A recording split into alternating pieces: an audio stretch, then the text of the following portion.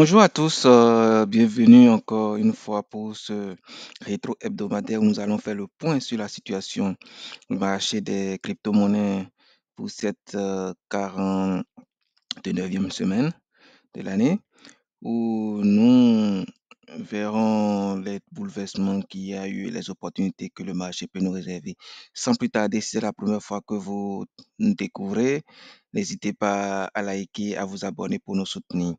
Rentrons dans le vif du sujet. Commençons par le roi des crypto-monnaies, le Bitcoin. La semaine dernière, comme je vous le disais, la plus grande résistance qu'on pouvait avoir, étaient les 39 600 qui ont été fracassés, comme vous l'avez vu, avant la fin de la semaine et dès le début de la semaine. Il y a une folle envolée du prix du Bitcoin vers les 44 000 avant d'avoir une légère correction vers les 43 000 aujourd'hui. Et je vous disais aussi qu'il n'y a pas vraiment de vendeurs sur le marché de Bitcoin. C'est juste de petites corrections du marché. Sinon, il n'y a pas de vendeurs et nous assistons une, euh, à une montée.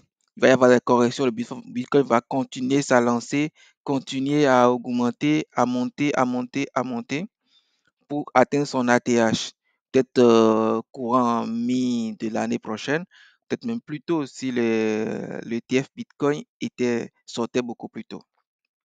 Encore une fois, nous ne sommes pas encore dans un marché haussier sur le Bitcoin. Il y aura des corrections, il va se consolider avant de commencer vraiment le bull run sur le marché haussier. Comme vous le voyez, on est tous dans le rouge sur le super algo. Soyez vigilant, c'est le moment d'accumuler et il faut accumuler en DCA tranquillement pour pouvoir profiter du prochain bull run. Encore une fois, ce n'est pas un conseil en investissement, c'est juste ma propre vision du marché. Passons à l'ETH. L'ETH, c'est pratiquement la même chose. On n'a pas de vendeurs sur le marché. On a beaucoup d'acheteurs et nous ne sommes pas non plus dans une tendance haussière. Nous sommes encore dans du rouge. C'est le moment d'accumuler puisque beaucoup de grosses baleines accumulent, beaucoup d'institutionnels accumulent.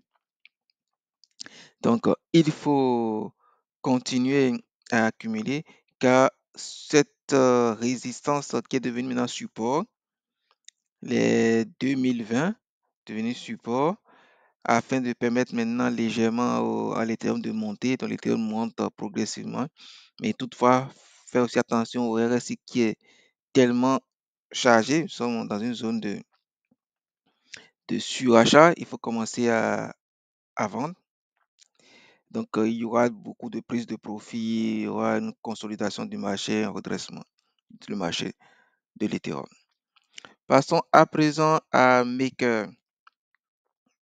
Mais que nous voyons que il y a ici, c'est rentré dans un range, dans une tendance, dans une zone vendeuse où les acheteurs et les vendeurs se battent, mais nous sommes confiants que les acheteurs vont prendre le dessus puisque nous voyons que nous avons une hausse sur le super trend et que c'est une tendance haussière. C'est tout le marché du crypto-monnaie qui est en train de monter progressivement et ça va jouer en faveur du maker qui va briser cette zone vendeuse et briser aussi cette zone vendeuse dans laquelle se trouve une grosse résistance, les 2100 2005. Donc, c'est aussi une zone pour accumuler et nous voyons que le RSI est beaucoup inférieur, donc c'est l'occasion d'accumuler.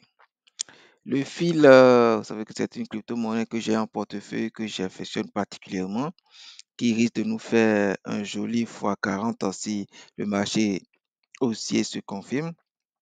Nous sommes bien sûr dans une tendance haussière avec le super algo et le super trend qui sont dans le vert, mais toutefois, faisons attention à cette grosse zone vendeuse qui est là et qui nous empêche de monter en flèche. Si le fil arrive à casser cette zone vendeuse, ce sera une grosse opportunité pour le fil de monter progressivement. Mana. Mana aussi est dans une tendance très bonne puisque le super trend est dans le vert. même s'ils ne sont pas dans une tendance haussière, du marché, puisque le super algo est dans le rouge. On fait néanmoins attention à cette zone vendeuse qui vient de repousser cette grosse bougie hebdomadaire qui est rentrée mais qui a été repoussée. Donc nous allons faire attention à cette grosse bougie sur Mana. Le Ripple aussi, ça n'a pas changé, la configuration n'a pas changé depuis la dernière fois. Nous sommes toujours dans cette tendance de range où il y a un gros combat entre les acheteurs et les vendeurs. Comme vous le voyez, il y a le vert, le rouge, c'est une grosse tendance entre les acheteurs et les vendeurs. Mais le Ripple n'est toujours pas dans une tendance haussière puisque nous avons le super algo qui est dans le rouge, même si le super trend est dans le vert. Donc, pour les investisseurs de court terme, faites attention à cette grosse zone vendeuse. Mais pour les investisseurs de long terme, c'est l'occasion d'accumuler. Le Chainlink nous fait de très belles performances et prépare progressivement la tendance haussière qui va sûrement arriver.